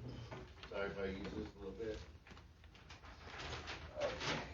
Well, everybody's pretty much did all of my homework. This is my main concern. There is no way that you can say that the traffic would be safe coming down this road. Okay, I live my property, just to show you where I am. Okay, let's see. This is my property. Right here, right next door to it. Now, the good thing, I'm retired, so I get to listen to everything that goes on around my neighborhood. I have my windows open. I've seen these guys pull in here with the trucks, unload their stuff, pull down there with their little side-by-siders that they got, come back up to their truck, sit there and communicate and talk back and forth. Look, the whole bottom line is that there is no way in the world you can make or even put a business in that area that would even come close to being safe. I'm already having to replace my wall in front of our house because of an accident prior to me buying the home. So I already know what I'm already entitled for. The next thing is that I do know that it was said that this is going to be a landscaping place. Well, we don't want to know what chicken shit smells like, because let me tell you something. nobody wants to. You don't wanna have that smell. If you live where I live, you know that the wind, 90% of the time, comes from our back. It comes right across, our porch and onto the other side. Anything that you put back there, every one of us is gonna smell it. I mean, the wind, 90%, up on top of that hill, yeah, baby, it gets rough. Okay, another next thing is that I don't like fires being started in the woods and then left unattended 30 minutes later. This has gone on since day one of clearing of this property. There is so many trees that have been brought down, so much stuff that has been burnt. I had a flea problem last year because they rushed all the animals out of the woods. So I basically had to redo everything on the outside of my house just because they're already chasing the animals out of the woods.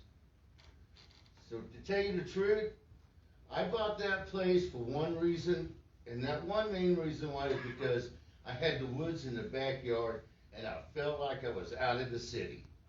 And that is why I got that house. That's the way I want that house to stay, because I don't plan on going anywhere else. Thank you.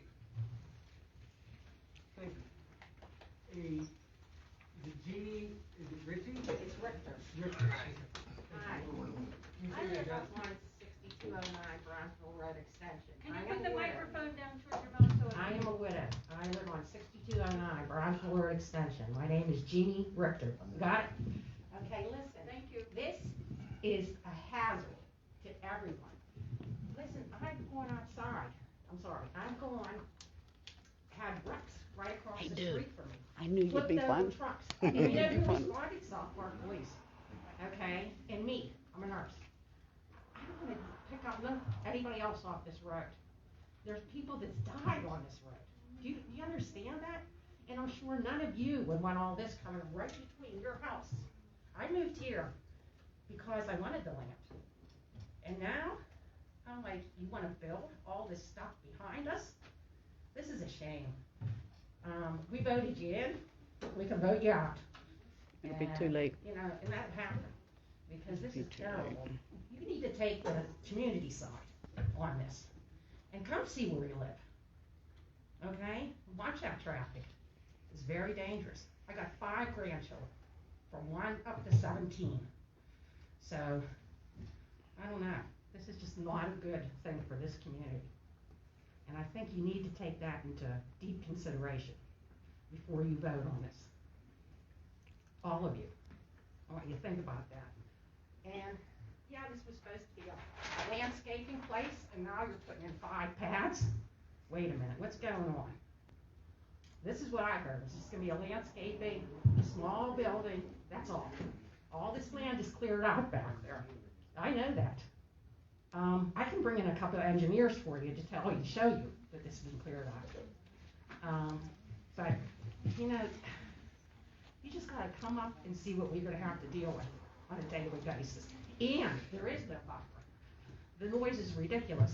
And now you're gonna put something down below us? What am I gonna do? Bring in 18-wheelers? I don't know. Because this is crazy. We all moved here for a reason. Do you want this in your backyard? You? No, I didn't think you would. You would hold your head, do you want this in your backyard? Yeah, sure, I would've bought the land behind my No, house. no, not you, the gentleman over here. You talking to me? Yeah. Would you want this in your backyard? And would I you have want it in my backyard. Okay, but would you want them to come right between your houses? He owns it. Okay, I'm just trying to stick up for all my neighbors and for my community. So I wouldn't mind if it was just one little building that he's gonna use, but now you're talking all these different things you want built. That's not good. Thank you. Oh, one other thing. Listen, I did get a certified letter. We'll talk about this. It was for April 21st. I was here at 6:30. Never got another letter saying it was canceled. I was here with other people too. And then, miraculously, I called and I said, what happened to the meeting? There's nobody here. Oh, it was rescheduled. oh, the letters went out. No, they didn't. I never got one. So that's another thing. There's two of us. There's probably more that, didn't get the letter. So that's another thing. I know that there's a lot of issues here with these zonings, but I don't know. Something doesn't sound right. So I just hope you decide to side with the residents on this. That's all. Sign my piece. Thank you very much. Thank you. Betsy Stagel? No, I don't have to say anything, but I do have to agree with all of my neighbors, and especially my husband, George. Yes. Who spoke earlier, Kudos correct? to you, George. Yes. Thank you so much. Cheryl Robinson? I the same. Thank you very much. You reiterate what the... Yes, I do. All right, thank you so much. Again, Ms. Robinson, could you just state your address? 6265 Brownsville Road Extension. Thank you very much. John, is it John Lynn? Yep. 6269 Brownsville Road Extension. I agree with the rest of my neighbors. Thank you very much. They did good. Randy Gleason? Yeah, I just agree with everybody. 349 McShane Road. Did you get that? Helen Gleason? The same. Same I thing. agree with everybody, and yeah, we're right across the driveway of our property hits the road, so it would affect us. And your address is the same? Yes, that's my son. That is Randy. Yeah. Thank you so much. We have George Horowitz? Sorry. Is there I think he just stepped out. Okay, we'll come back to him. And we have Orlena Crowder. What's the last name like? Kraba. B is in David. Arlene Crava, 6238 Brownsville Road Extension. I've been living on this road since 1987-88 timeframe. I'm not going to speak to whether or not this is a property change that should take place. That's been covered by many, many people more eloquent than I am. What I do want to do, though, and I completely understand that it's the responsibility of the state to look into whether or not the egress, the incoming and outgoing area is safe, because it's not. And I'm going to explain one thing that no one else has explained.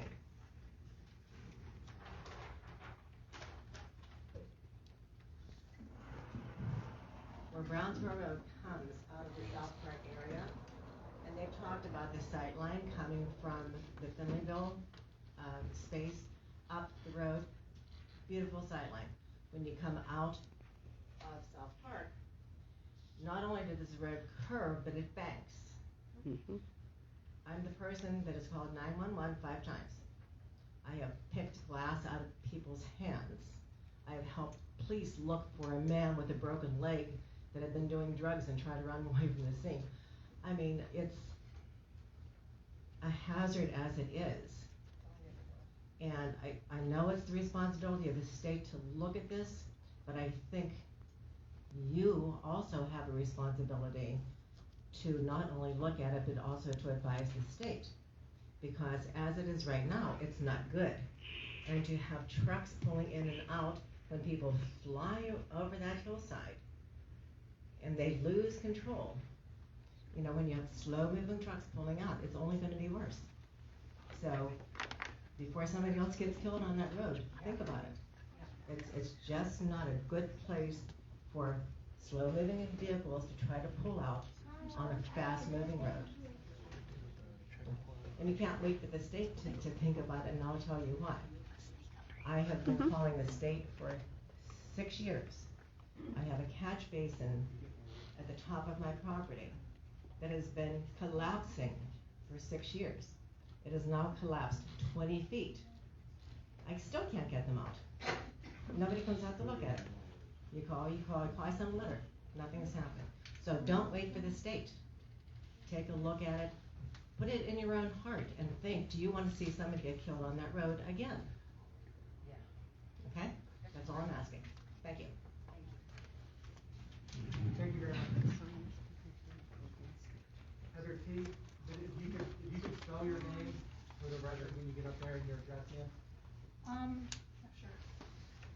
Unless you just wanted to reiterate, if you wanna add something, then could you spell your name for the record and your address?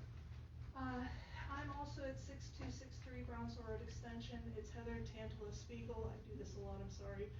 TANTALO-SPIEGEL. I had to stop myself from saying the sounds likes. I am very. Lift the microphone up, please. Thank you.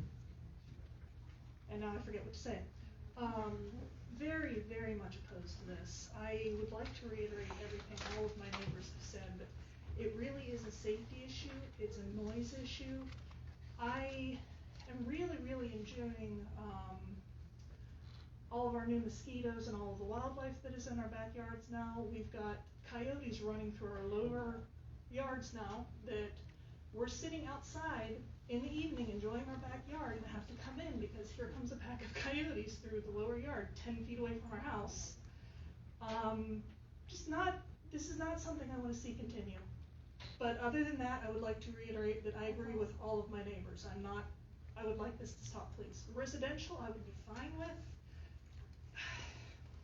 They bulldozed the stream. I mean, there goes looking for tadpoles with my daughter anymore. There goes all of the animals that were down there. It's not why we moved out here. I moved out of the Knoxville area of Pittsburgh specifically to get away from all of the other people and all the crud that comes with having a tight-packed residential area. This was where we were supposed to raise our daughter. This was where we were going to be able to spread out a little bit, relax, have good neighbors. We have been so blessed with good neighbors. And I'm watching this all happen and the risk of my neighbors that I am so happy to have moving away to get away from it. And that's just distressing. Thank you. Thank you very much. I'll circle back to, was it George? Did you say they bulldozed the stream? He left. He left, okay. Ms. Scott, is there anyone? Yeah, down at the bottom of the house. Indicated they wanna speak? My first horse came from behind your house. That's cool. I grew up on Beverly. Down there. Do you wanna, Oh, that's cool. also, Grew up on Beverly. stand up? I know what the site distance is. I'll take her walking down there sometime. My parents still live there.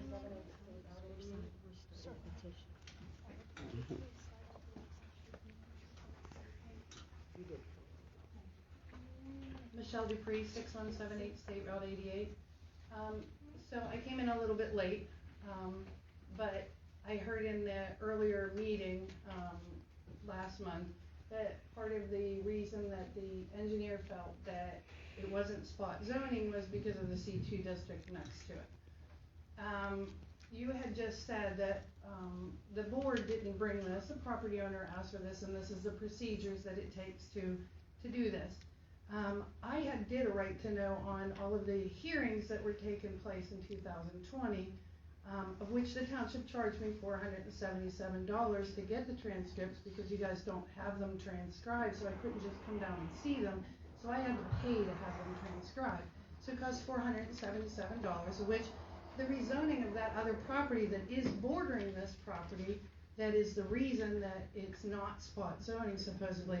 I didn't get any hearing transcripts for that, so therefore there wasn't a hearing for that. Now, you said tonight that this is the proper procedure for doing a rezoning, so if this is the proper procedure, that did not follow a proper procedure, and therefore you are hanging the fact that this is not spot zoning based on that property being C2, but I can't see that that property had been zoned C2 properly.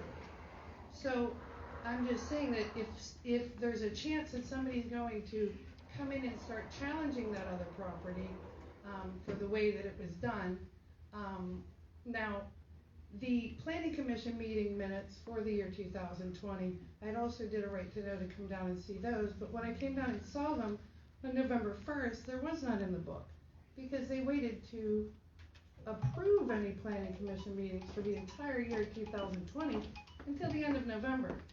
So then there were meeting minutes that weren't approved. So I asked for the draft meeting minutes to them, of which I was told that I wasn't allotted them through a right to know request, that they weren't. So I had to get an attorney to prove that that was false, that I was allotted. Anybody can see draft meeting minutes 30 days after a meeting took place. But I had to fight that in the Open Records Office to get that, of which the May 27th meeting minutes, when I got in there, they were in the book. They were in the minutes book, and they were signed, and they had a township seal on them. But I was never allotted any meeting minutes where they were approved. So I asked that. Then they were approved in December, which is very odd that those meeting minutes where that property was supposedly rezoned were in the book, signed with a seal, at least a month and a half before they were approved, which was odd because I wouldn't see how that would happen with the signature and approval before they actually were approved in a public meeting. The agenda didn't have that rezoning on it because it was added to the agenda after the meeting started. However, I can't see in the meeting minutes that any of the people involved were even at the meeting. So I don't know how it got added to the agenda, being that the minutes don't reflect that they're even in the room. Now, the website that you guys have said the building was closed to all public during that time. The building outside said all meetings are closed to the public at that time. There was not proper indication on how to attend Zoom. I made the board aware that I tried to attend Zoom and was unable to attend Zoom meetings in May. So if the reason that this is not spot zoning is due to the fact that the large piece of partial next to it is being commercial, I question the procedure on any of that. And I believe that they are linked. There is a reason to believe that this property links to the Paliotta property, which links to the property behind the Scarmazzi plan, which then links to the DCS acquisitions property on Carlos. And it seems that it's amazing nobody knew about it. And even hearing tonight, I hear a lot of people that didn't know about this meeting through this board, but apparently were told by other residents that just happened to be at a meeting you talked about it. They didn't get proper notification or registered letters with the proper date and time. They found out from somebody else. The onus is on you to make sure that they know. And so how many people didn't find out from a friend or a neighbor that maybe would have been here tonight had they have been properly notified? Thank you. I think that is it on the signing, so I would then turn it over to Mr. Deck. You good? Yeah. Okay. Spell your last name? O-D-E-A. Okay, at this time, based off the testimony that's been heard, based off the application that's been provided, based off of also the testimony from the public, that's specifically related to the zoning officer and the code, or the engineer, sorry, not the code enforcement, the zoning officer and the code enforcement officer, related to the potential ongoing issues at the site, related to the MPDS, related to grading, related to driveway permit, items that the engineer spoke to. It is my opinion, and based off of what he indicated, that additional time is needed to review those matters. Although they are not specific to zoning, it's my opinion, my legal opinion, that it does impact the property. So if there are potential outstanding violations or issues related to the site work, related to that need to be done, that needs to be resolved, or at least additional information, since a lot of it just came to light recently. As the engineer testified to at last week's meeting, there was additional complaints, and so it's kind of new. My recommendation to the board at this time would be to not close the hearing. There'd be no need to make a vote or anything at this time. My recommendation is additional information is required. There's also some testimony or some questions concerning from residents on whether or not they received notice. I know that the zoning officer testified that the list provided, to the best of his knowledge, were sent out and were received. However, I think this is a good time for the board to, anyone anyone that believes they're within the 300 feet, or even if you're not within the 300 feet, and you come today and you wish to be provided, written notice from the township, I would request that anyone that is in that camp that falls into, to come back if there's any questions or concerns on that you have gotten the notice, to come in, put in your name and put in your address, so that the follow-up hearing, you will get notice of that in a timely manner, because there's been multiple people that expressed concerns of that, and like I said, there's outstanding issues with the property. So at this time, unless the board, believes otherwise, my recommendation would be to make a motion to continue the hearing. I'll make a motion to continue the rezoning request from Q&A Properties LLC to a further date. And I would recommend that you plan to set that hearing date at either the next, at the May public meeting. That way, that gives the engineers, if they just met, they just talked to the outfit, that way, that at least gives you a week to talk to them, that you can report back to the board at that meeting how much time you believe you would need to at least have a clear picture of the activities, what may or may not, be required. That way, you can do that, and then that public meeting, you can set the hearing date. And again, notices will have to go back out. Anyone that has a concern about receiving it, or even if you're not within the 300 feet, please come submit your information so that the zoning officer can ensure when that date and time is set. Not only will it be on the township website, how soon it will be on the website, I can't speak to that, but I'll pass that note on to the township staff, but please, once that's determined, to get that on there as soon as possible. That is not a requirement of the code, that is merely the township trying to hear back from the residents, trying to be as transparent as possible. Because once again, there's obviously issues with the mail. I know that's been an issue, not just Union Township specific, there's been mail issues throughout this pandemic. And then also, we understand that a lot of people do not read the newspaper nowadays. The township has signed and has gone along, I believe, and then other townships have, with PSATs, which is the second class township code, requesting the state legislature change what notice is required, because the advertising is expensive. Ultimately, it's the taxpayers that share that burden, that is expensive, and it's, a lot of people, to the testimony here today, is it's not that effective. However, that is what the law requires, that's what the township does, they're looking to address that. And also, we'll make a note for the record that, the postings, when the property remains posted, if the zoning officer can look into, I think it was Mr. Spiegel and a couple others about the postings, just to look at that, prior to the next hearing. Again, not that there was anything wrong with that, but listening to the complaints and the objections or the concerns of the parties involved, that would be my recommendation to the board. So to extend that motion, the date would be to consider it at the May That's what I was 26th upset about too, that's another thing. legislative meeting. Had to come clear from you for that, would be enough time probably. Well, I guess you could make that motion at the 12th if Sean has enough time and believes, you're setting a hearing date in the future. You're not setting it for the 12th.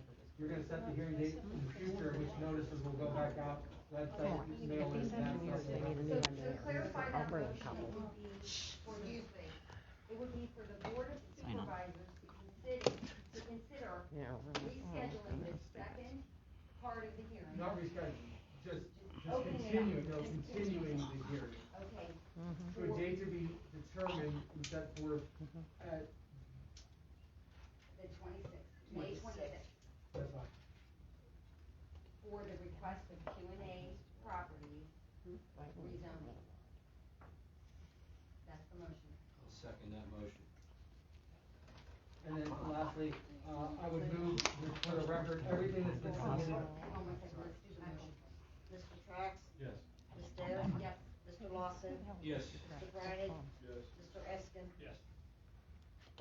And then lastly, to make a motion to submit all of the exhibits that were, already, to confirm submission of all these exhibits, A through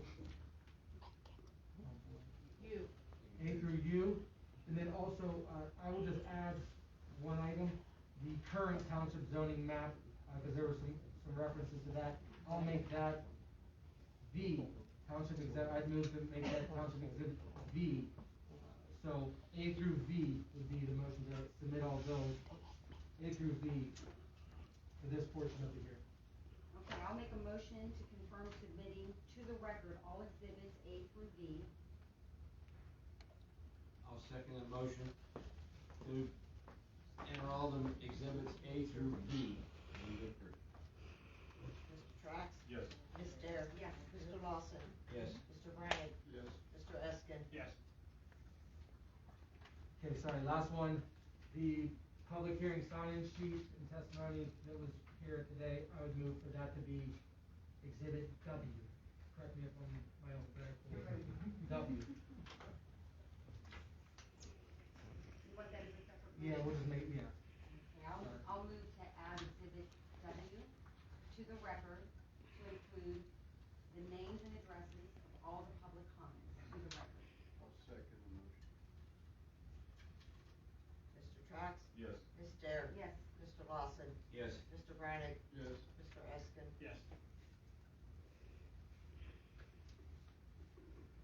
Anything else? Nothing further. I'll make a motion to adjourn the meeting. I'll second the motion. I have a to question. adjourn.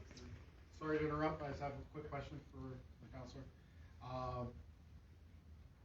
Is there a mechanism in the code for a limitation on how many times the same hearing has to or is allowed to happen? I know in normal law, there's the double jeopardy clause, you can't be tried for the same thing twice.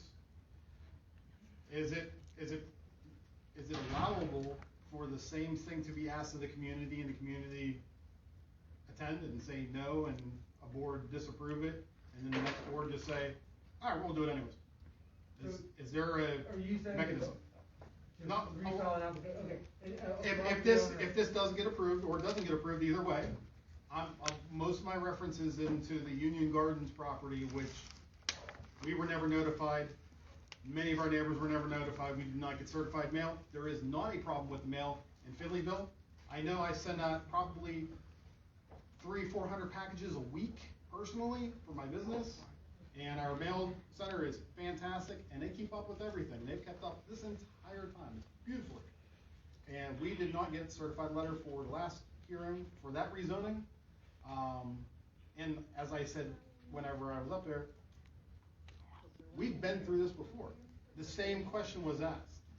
The same question before, behind closed doors, was approved without asking. To answer your question, I'm not aware of anything that would prohibit any landowner from going through what is set forth in the code. And that would include rezoning the code. Okay. That's Thank you. answer that. All right, thank you. I have a question, just to. Are we just on the record? There's a motion to adjourn. Where were we at on that motion? Hal seconded. And you We took didn't a call vote. the roll? No. Okay, so I'd like to make a motion to rescind the motion to adjourn. Hal seconds, roll call please. Mr. Trax? Yes. Ms. Dare? Yes. Mr. Lawson? Yes. Mr. Brannick? Mr. Eskin? I have a question. Say your name first. Laura Canavy, K-E-N-A-V-E-Y. The comment was that there were two postings of the property. After hunting the one down, which it was not up on Thursday, Friday, till late Friday, Wednesday, Thursday, Friday, because I drive past there constantly. Or Saturday morning I finally saw it. But where was the second one posted? In the woods. Mr. D'Amico, would you like to answer that please? There were two postings posted on survey stakes a week prior to this hearing, one on either side of the driveway. There is not still up there now. What? Where? Yeah, I never saw it. No. And also, the next hearing could be made at a little bit more convenient time for people that work and don't get home until after 5 o'clock. Thank you. Is there any other public comment?